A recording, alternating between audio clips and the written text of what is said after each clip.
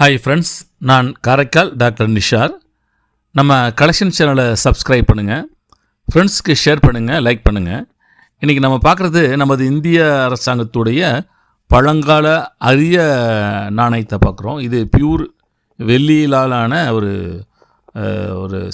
அருமையான காயின். இது 1910ஆம் ஆண்டில் 5ஆம் ஜார்ஜ் மன்னர் அவர்கள் ஐக்கிய ராஜ்யத்தின் அரியணையில் ஏறி இந்தியாவுடைய பேரரசராகவும் தனது தந்தை எட்வர்டு 7வது எட்வர்டுக்கு பிறகு 1936 வரை பணியாற்றினார். அவரது மகன் வருங்கால மன்னர் 6ஆம் ஜார்ஜ் அந்த நேரத்தில் இளவரசர் ஆல்பர்ட்டாக இருந்திருக்கார். மேலும் அவரது மூத்த சகோதரர் 8வது எல்பர்ட் 1936இல் பதவி விலகிய பின்னர் மன்னரானார். ஜார்ஜ் 7 இந்தியாவின் பேரரசராகவும் பணியாற்றி இந்தியாவுடைய உலகப் போரின் மூலம் ஆட்சி செஞ்சுருக்காங்க.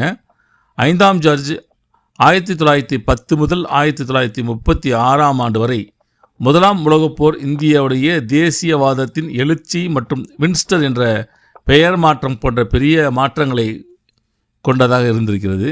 அதே நேரத்தில் ஜார்ஜ் 7 1936 முதல் 1952இல் 2ஆம் உலகப் போரை வழிநடத்தி இந்தியாவின் சுதந்திர பாதையின் தொடக்கத்தை வழிநடத்தினார். இவ்வாறாக அந்த ஜார்ஜ் மன்னருடைய வரலாறு இருந்திருக்கிறது. இவங்களை பார்த்தீங்கன்னாக்கா, மன்னர் ஜார்ஜ் 5 அவர்கள் தனது தந்தை எட்வர்டு 7க்கு பிறகு உலகப்போர் வரை ஆட்சி செஞ்சுருக்காருங்க. அரச குடும்பத்தை பேரை வின்ஸ்டர் என்ற மாற்றி இந்தியாவுடைய பேரரசாக வந்திருக்காங்க.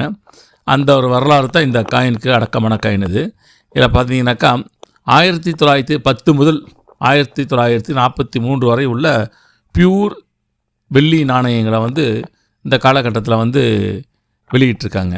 அதுதான் நாம் பார்த்துட்ருக்கோம். ஒரு அருமையான நாணயம் இது.